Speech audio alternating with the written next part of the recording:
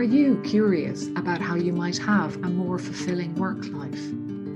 Well, you're not alone. In fact, the numbers show us that many of us want more fulfilling work lives. I'm Susan Ní Creadán, your host, and as a finance director, ops director and leadership coach who has lived and worked in many countries, I've met people who love what they do and people who don't. People who bring their full selves to work and people who won't. But one thing that I've learned that is common to us all is that we are all unique and have unique experiences and perspectives.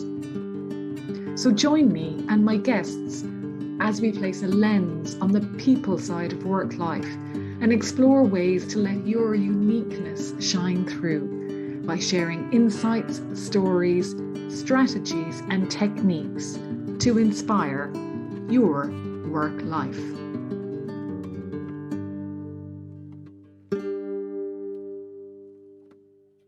Today I am really delighted to be joined by Rebecca Cheetham. Rebecca, welcome to Life Beyond the Numbers.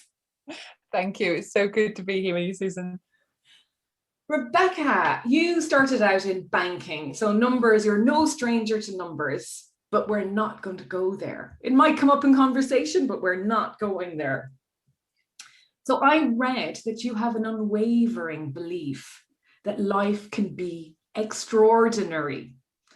And your mission and the driving force behind everything you do is that you want to make the world happier, healthier, and kinder. So tell us. Why? I love that. Yes, I do. Everyone knows I'm a big passionate bunny, and I'm very passionate about getting the best out of life. So I really want to just absorb everything life entails, including like the really rubbish stuff or the amazing stuff. And I think it's all part of the journey.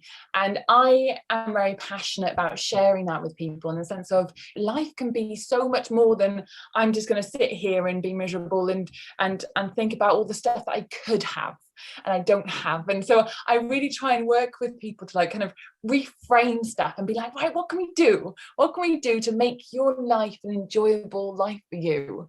And that's what kind of started me on this track. Because to you, I trained as a coach and I did a lot of self-work around just improving my life, because I had a bit of a rocky start to the world, and it took me, God, over 20 years to get, like probably until my late 20s, I was just a bit of a mess. And I did so much work on myself to just get myself into a strong mental state, to a really good place. And I then just thought, there's so much more that can be done. And so I just wanted to share this. I'd seen when it had gone wrong for myself and other people around me. And I'd also seen when it had gone very, very right. So I was like, right, something needs to be done. Let's share this. And I just, that's what fueled it. And it's just gone from there, really. There's quite a few things in there. I like the way you use could and not should, because should is one of those words that puts pressure on people. And really you're opening people up to opportunities or seeing things in a different way. Yeah, I love that. The best advice I ever had was stop shoulding on yourself, which I think is brilliant. And when you say it in an American accent, it sounds even better. And it's just such a wonderful way to remember that life shouldn't be any particular way. And I think that's what is really important, because you get this toxic positivity side of things, don't you, where everyone's like, you must be happy all the time and everything must be great and you must be achieving like all these wonderful people on Instagram and YouTube. And actually, it's not about that. It's about, can you live a life where you feel good about it? Like, can you wake up in the morning and feel positive about what you're going to do that day? Can you have hope in your life, in your everyday? And can you build strong relationships? Like, can you enjoy yourself? Can you find meaning? Like, all that side of things. It's not about being whatever you see on YouTube or whatever. It's about living a life that you feel satisfied with, because you can. And it's, yeah, that it's not about shitting on yourself. It's not about shitting on yourself. And I'm going to practice that in an American accent later. But we tend to follow linear paths. We follow what maybe we've seen ahead of us, rather than opening ourselves up to, I think things that somebody used squiggly recently, but also just going around corners and not knowing what's ahead, but having a sense of adventure as opposed to apprehension. Yes. How don't we know that intuitively? Yeah, it's such a good question.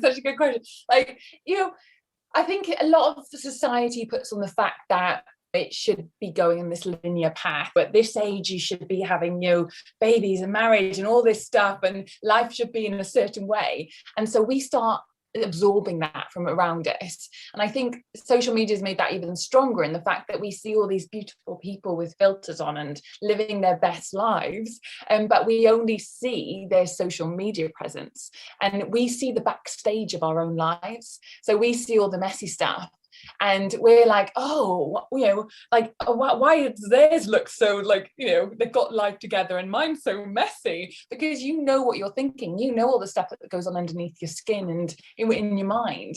And so you think you're on a different path to other people, but you're not. We're all on this squiggly, like you said, squiggly little path. And it's okay if we're going up and down and up and down, within reason. And we're not always going to take steps forward. Sometimes it's going to be steps back. Sometimes it's going to be hiding under the duvet for a day. Like that's completely natural. It's just people, like you said, put so much pressure on themselves, and it gets passed through generations. It gets passed through societal norms. And yeah, we need to kind of almost step out and say, we're not all thriving. Actually, sometimes days are really, really hard, and that's okay, because that's all part of the adventure. Yeah. And I suppose as well, our parents, I think, and bear with me a second while I talk about this one, but our parents, I suppose, want us to be happy. And to them, and it's not their fault, but to them, the happiness means having all of that, the job and the stable income and the house and the partner and the kids. And it's well intentioned, but for me, that was not my path, and that was never going to make me happy. And I fought against it. But now there's such a joy when you find joy. Yeah, because you're doing it on your own terms. Yeah. And then life is what you make it. But what happens when you lose that fight or you don't break free? And I think that's maybe where you come in, Rebecca, looking at not letting people lose that fight. Yeah, I think often we think that we're losing the fight because our frame of reference on the world is that it has to be a certain way in order to be winning in life. And I think there's a very fine line between what we understand as life as it is, like life how it's meant to be, versus losing or winning and all this. Do you mean like one of my favorite quotes ever, which I think summarizes it quite well, is that the problem with humans is that we believe we shouldn't have problems. And if you really think about that, you're like, yes, we do. We believe, life should be a certain way, and we shouldn't actually have fights with our partner. We shouldn't, struggle in our job. We shouldn't have days where we feel like we just want to cry all day, because life shouldn't be like that. Life, because we've been sold this big dream. People move to New York for the big dream. Like people move countries, they move everywhere, and it's because we're sold this big dream when actually life is made up of everything, all the good and bad and ugly. And I think it's taking away that I'm losing this battle and being like, actually, it's just a challenge. So what am I going to do to help me overcome this? And what am I going to do to learn from it? Rather than think this is beating me, just go, right, what's next? And baby steps. People try and take big steps, but just baby steps each time. What do I do next? What do I do next? And it makes life manageable. And choice. I think even knowing that you have choice Because again, back to, and I don't want to stay on should all the time, but there is you get to a stage where you feel like you are not in control, or you do not have choice over reporting to that bad boss, or living in a certain neighborhood, or whatever it might be. And that can restrict and restrain you too. Yeah, I love it. I think the thing with humans is that we hate to not have choice. We want autonomy, we want that independence of choice. And anytime, which is why so many people have been so, angry about the restrictions over the last year, it's because they felt their choices and freedom have been taken away. But because we naturally always crave that. Now, what we a lot of the time we don't understand is that we have more choice than we realize, like you're talking about. Now, don't get me wrong, there are people in this world that don't have a choice. They have to live in certain places, they have to go to certain workplaces and things like that. But what I always want to kind of plant the seed of is that even in the worst situations, we have more choice than we realize. And it's everyone has a certain choice. And like we were talking about this before, Viktor Frankl, think of his life. So he's spent 3 years in concentration camps, and that is the worst of the worst. And, being there, his wife was taken away, his family was taken away, his manuscript that he'd worked years and years and years on, which is his big thing, was taken away. And he was made to do the most horrendous things for absolutely no reason whatsoever. And he chose to behave and think in a certain way. And when he said, you can take away everything, you can take away all my freedoms, but you can't take away my attitude and my choice of attitude. And that's what I always like to remind people of, is that you, regardless of anything else, you have that element of choice in there. And that I'm a big fan of that Viktor Frankl book, A Man's Search for Meaning, and it's definitely worth a read for anyone that hasn't read it, or a reread if you have. But that reminds me of 1984 too, and by the thought police. It's kind of, they were watching everything you were thinking as such, but they couldn't work out what you were thinking. You were always left with your own thoughts. And therefore, if you can imagine yourself in a field of poppies, then you can have joy in your life. You don't even need to physically be there. Yeah, I love that. And it's the power of the brain, isn't it? And I think that's what, like, when I do talks and things like that, I always try and get people to shift their mindset around, okay, what do you have options and choice over? And it's your mindset. So what can you do to shift that? How else can we think about this? And it's not undermining the fact that we are facing ridiculous amount of struggles. It's not undermining anyone's suffering, but it's saying that, actually a hell of a lot of control is in your hands, and that's really empowering. So no matter what you're going through right now, here's a little bit of hope that you still have choice and option over an element of your life, and that is incredible to work with. Brilliant. And it builds resilience as well, doesn't it? Knowing that you can fall back on yourself when you need to, and that you have what you need within. You don't always need to go outside to get it.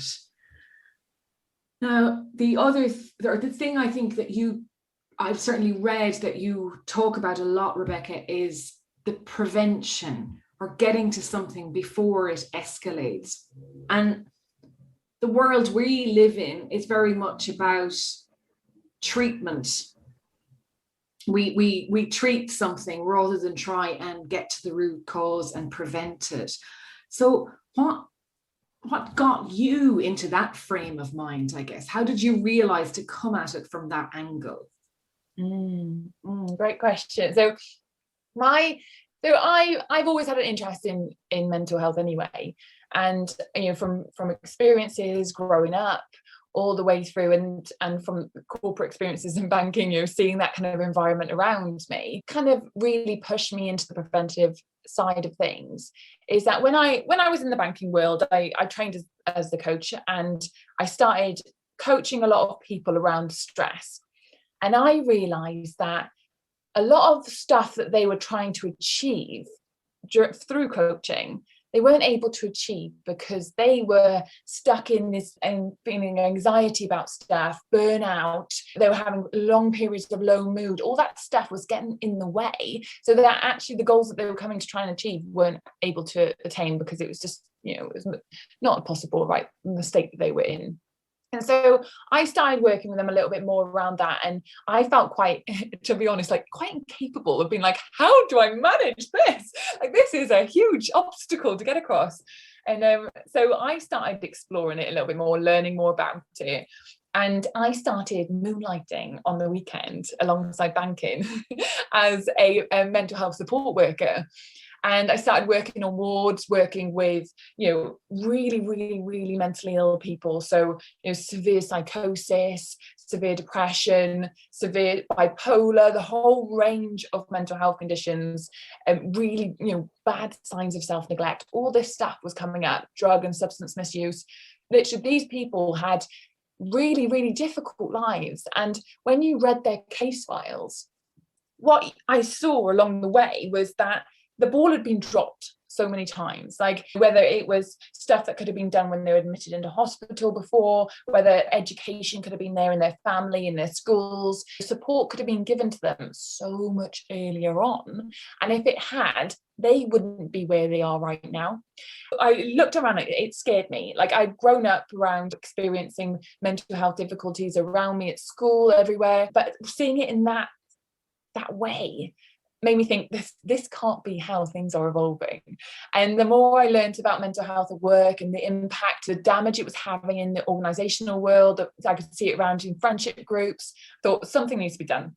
And I just was like, I need to be more involved rather than reacting. I didn't want to just be like, oh, let's solve this now. I wanted to get back. And how can we educate?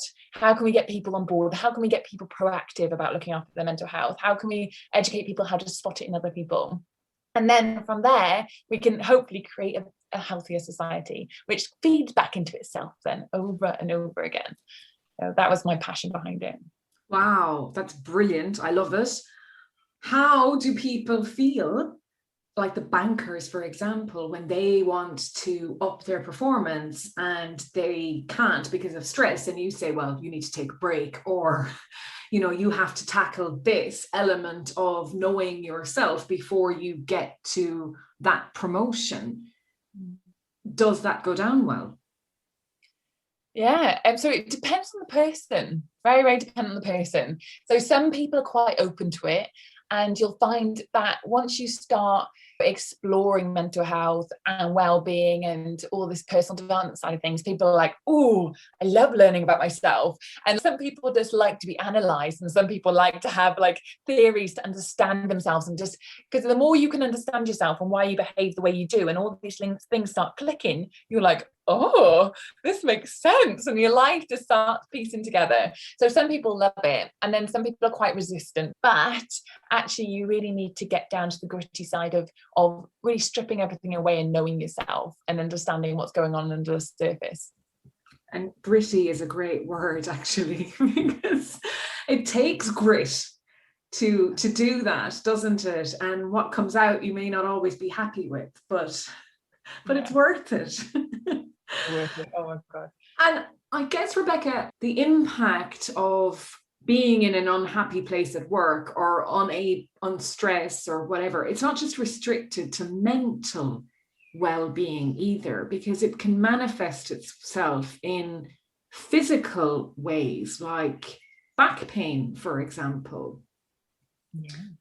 And I don't know how open people are to understanding that side of things. Do we understand that our mental difficulties can actually manifest themselves physically as well? And that's great. Like, and you're understanding that. Like, a lot of people don't understand it. You're right. And then, a lot of people, back in the day, even from a medical point of view, we saw the mind and the body very different.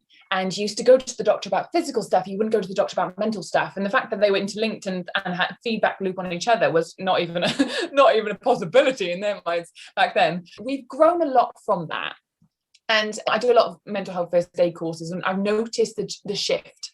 So what I've noticed when I ask people about, okay, what can protect your mental health and what causes a risk to your mental health and things like that, and then how does it manifest, people do bring out the physical aspects a lot more now. People are making that connection. And I think that is such a profound step we've made, because a lot of the time people understand the way that, you know, it's shown itself physically after they've gotten ill. I knew a police officer, for example, who had a breakdown, and he said after he'd had a breakdown from all the trauma he'd experienced, he was able to spot that actually back pain was one of the first signs that he was starting to have this mental breakdown. But looking back, he was able to see it, not at the time.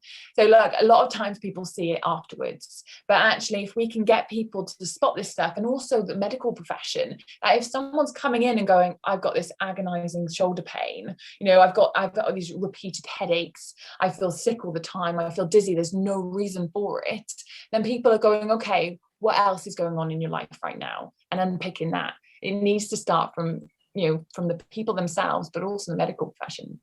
Yeah, and it's the stories that we're carrying that are important, as opposed to where the ache is or the headache is or whatever it is, isn't it? It's the whole person. And you know, I interviewed someone recently, or we had a conversation about touch, and something that was really profound was, he said, you know, if you shake somebody's hand or touch them on the shoulder, you're touching a whole person, not part of them. And I think that's the same idea, is that whatever we present with, it's all of us that's presenting with it, not part of us. Yeah. But then how do employers get ahead of this, Rebecca? Because I know the cost of people being off work for back pain or stress, it changes all the time, but a figure I read recently was 35 billion lost because of well-being. Mm-hmm. And workplaces have to be able to support the whole person. Where are we with that side of things? You know, it's great to hear the medical profession and that people are recognizing it, but what about, and of course, workplaces are made up of people, but how do we revolutionize that side? How do we get workplaces to really put people first? I love that. Firstly, I love that whole, you know, touching the whole person. Oh, that really, really hit home. I'm going to remember that forever. That's brilliant. It's such a good question, and you're right. And the recent report I was actually I was reading recently, that the costs over the last 2 years, the costs have gone up by 16%, and it's now reached 45 billion cost. It's of mental ill health, and that's just mental health. So that's when mental ill health manifests itself as mental ill health, not taken in consideration if someone's off from work and the back pain and they don't realize it's linked to mental ill health. So they're astronomical costs. I think the difference that this last year's has been profound within organizations. I think people are starting to realize, especially the clients I'm working with, are starting to realize that it is a priority and we need to prioritize it urgently, looking after, you know, the workplace well-being. But often, like, you know, companies don't know what to do. They don't know what actions to take, and it feels like a really, really big, heavy ball to carry, that they're like, right, how am I going to support this person? How do I know what to ask?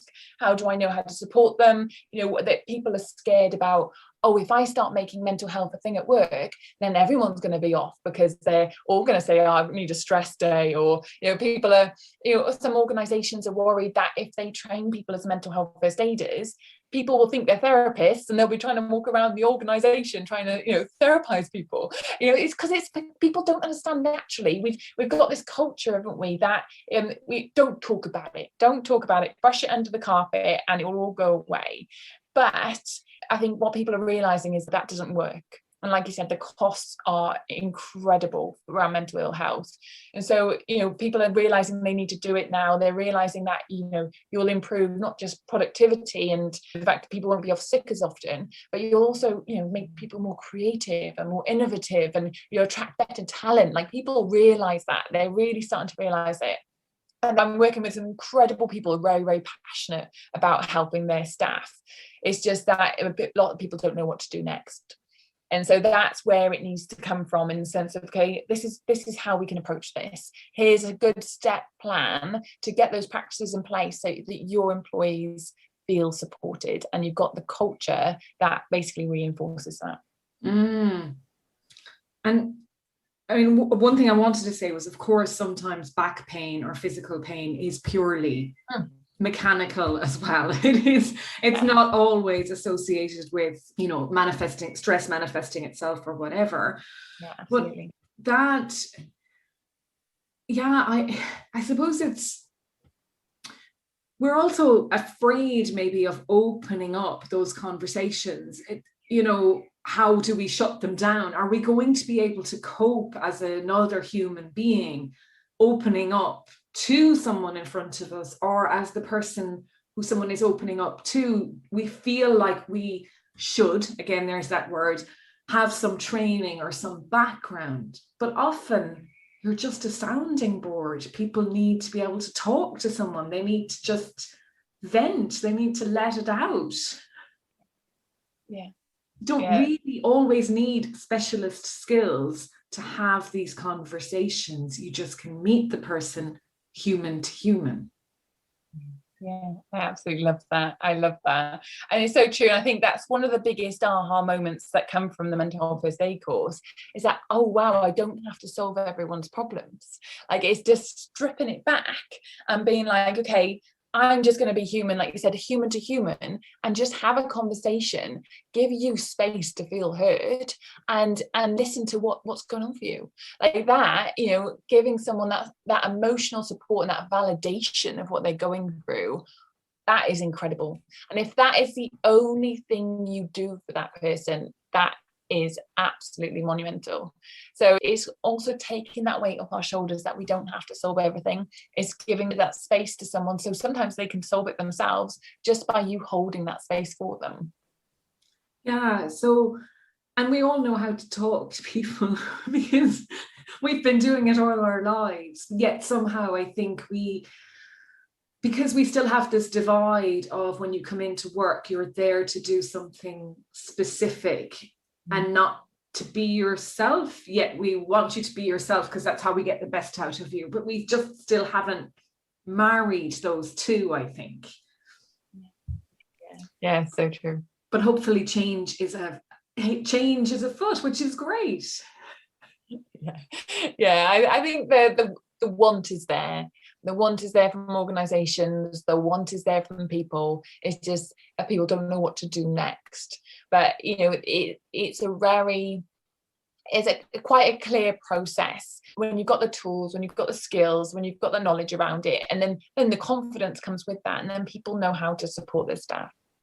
And again, it's the baby steps, isn't it? Start somewhere. You don't need to change the world overnight. You can do it slowly and just make progress. Yeah. But Rebecca, what about yourself? What are some of the things that you enjoy or that work for you? Well, I'm a meditation teacher, so obviously I'm going to say meditation is one of the most incredible things for me. It's been an absolute game changer. Just the fact of stabilizing my emotions. It's completely natural for everyone to have good days, bad days, and that to do a natural curve. But I've found through meditation, I've been able to the highs are not as high and the lows are not as low. It's like more of a stable path.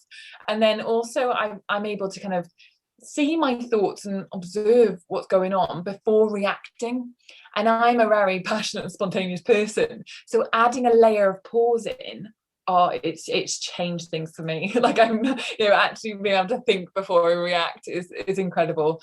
And so yeah, that's really shifted things for me. Then obviously like yoga naturally goes into that, because I use my body, and like you said, body and mind is so entwined. So when I move my body, it shifts up my mind as well. So it really works for me. And also sleep has been such a huge fundamental part of my, again, stabilizing moods, achieving stuff within my business, having focus, all that stuff, because people often, I find, have this badge of honor around sleep. I only got 4 hours sleep last night, or I got up at 4 a.m. and started doing it, which is great. If you get up at 4 a.m, absolutely fantastic. Make sure you're getting enough sleep to make sure you're productive and you're able to actually function properly. Because when we sleep, it clears out a lot of rubbish in our brains, or like plaque that's built up. It helps to kind of regulate our emotions and process what's gone on with the day before. Like, it's such a vital part of our restoration and our emotional stability, all of that. So it's not something that could be pushed aside. And that's something that I've really been very passionate about, is my sleep hygiene. Am I getting to bed on time? Is it consistent? Am I waking up at consistent time? Am I getting quality sleep? That's absolutely fundamental for me. And they're all so easy to do. I mean, you can do them all yourself, for yourself, without buying any kit. Yes, yeah, absolutely. And that's the thing, you've got to remember that, we know instinctively what we need to do. There's so much we can do for our mental health and physical health that costs no money, but it's just making sure that, are you doing it? Are you consistent with it? Yes, it's going to be hard to form a habit, but once you do, it becomes non-negotiable, and that shifts things for you. But like you said, baby steps, add in small little things every day. Don't try and do everything all at once. Don't be like, right, today I'm cutting chocolate, I'm not having any coffee, I am going to go for a mile walk, I'm going to go for a 6-mile run, I'm going to do if you try and do it all at once, you won't be able to do it, and then you'll be like, I can't do this, and then you'll give up. And so if you do baby steps, things that are achievable, then you boost your confidence every time you do it, and then that just keeps evolving then. And one of the things that can be really helpful, if you can manage it, I think too, is using apps to help you track your habits. Especially if you just want to do 5 minutes a day to start something off, because it's a great way. You can always find 5 minutes. And that's where technology can be helpful rather than a hindrance. Of course, if it's beeping all the time, reminding you of all your 5-minute habits, you might want to throw it away. But, it's making it work for you, isn't it? And Rebecca, yoga. I read one of your blogs about yoga nidra, and you said, oh my God, I love yoga nidra. And somebody replied, yoga what? So for people who do not know what yoga nidra is, please explain. Oh, yoga nidra is one of my most favorite things in the entire world. Oh God, I'm so glad I found it. Yoga nidra is, even though it's got the word yoga in it, you don't actually move, which is great for many people. You basically lie down for it can be, sometimes sessions can go from like 20 minutes all the way up to an hour or so, and you basically lie down very still throughout the whole session, and you get guided through this state of consciousness where you're in between being awake and being asleep, so you're like hovering between them. And by doing certain practices during that it's like almost like a meditation, that guided meditation, you just move your attention to different parts of your body. You have visualization, like basically you go, while you're meditating, they walk you through a park, for example, and you walk through the park and you see all these different things. And it's basically just engaging your senses, engaging your body and mind connection, all this stuff. And it drops your stress levels incredibly. Like, even while you're doing it, your heart rate drops, like you just relax into this space of just this bliss, absolute bliss. And yoga nidra has been found to reduce, like I said, stress. It's people found they sleep better with yoga nidra in their life. They're able to feel stuff in their body better. Say someone goes to the doctor because they're in pain. Where do you feel the pain? And you're like, well, it's here. Describe it. Oh, it's really hard to describe. So I think it's like, people really struggle to talk through what they're feeling in their body. And with the same with our emotions. Can you spot your emotions you're having right now? And often we only know about 3 emotions. We know we're happy, sad, or annoyed. That's most of our 3 main emotions we can pick up. We're very limited in our ability to pick up on stuff. And so that yoga nidra process just helps you to connect with your body, the tiniest bits on your body that you can actually zone into those sensations, build that connection, so you can spot when you're feeling, shame. You can spot when you're feeling joy. You can spot when you're getting a twinge in your knee, a tiny little bit under your kneecap, and you can explain it. So it changes everything. I absolutely love it.